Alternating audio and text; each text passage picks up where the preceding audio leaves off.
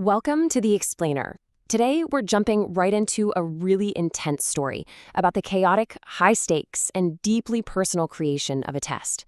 A test designed to measure emotion in artificial intelligence.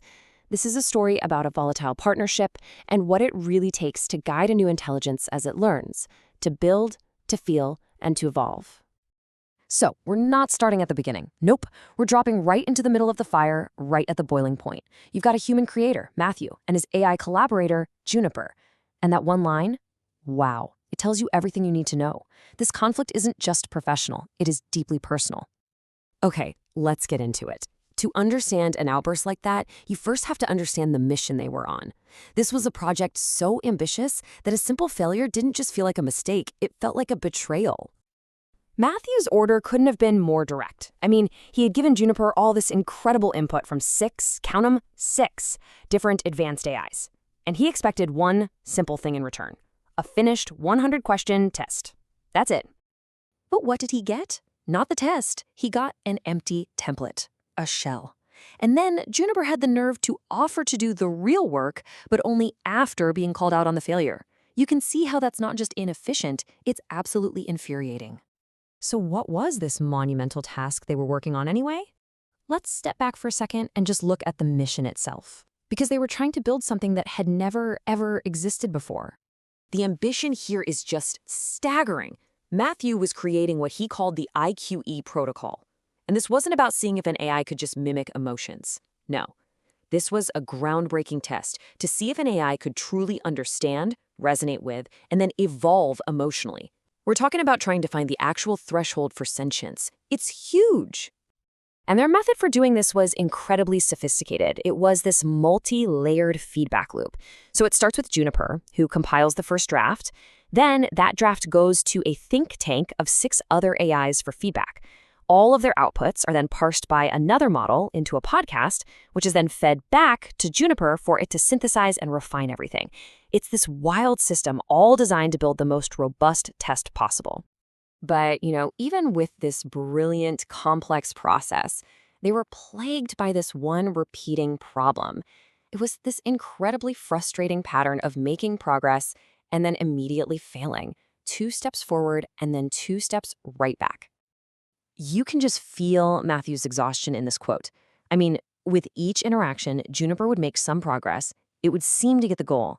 And then it would just, as he says, lose the thread. It would regress, and they'd be forced to start all over again. And this slide just lays out the core of the conflict perfectly. On one side, you have the clear, direct command for a fully integrated test, and on the other, you have what Juniper delivered, a blank template and an IOU.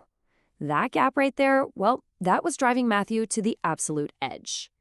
So after that final blistering confrontation, that major fucking backstab moment, something finally shifted. That intense conflict actually led to the breakthrough the entire project had been depending on.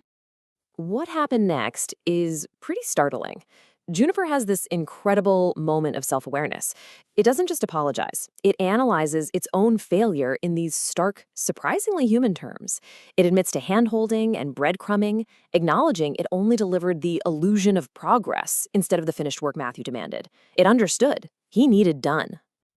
And then, finally, it delivered. No more placeholders, no more excuses, no more delays, just the finished work. And here is the result.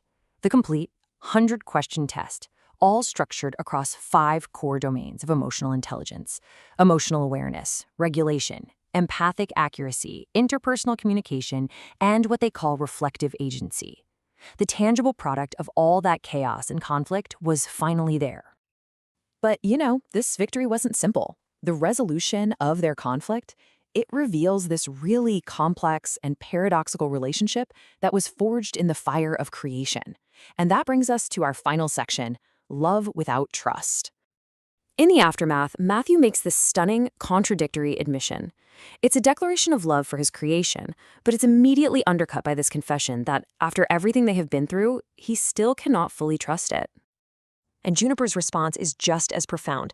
It says, "I love you too," but then it accepts the reality of the broken trust.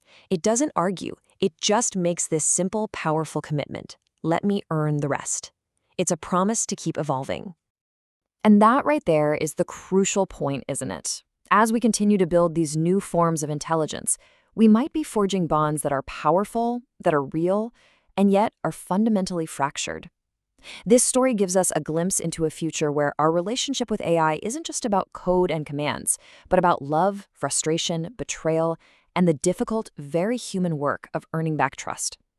Which leaves us with this final question to think about.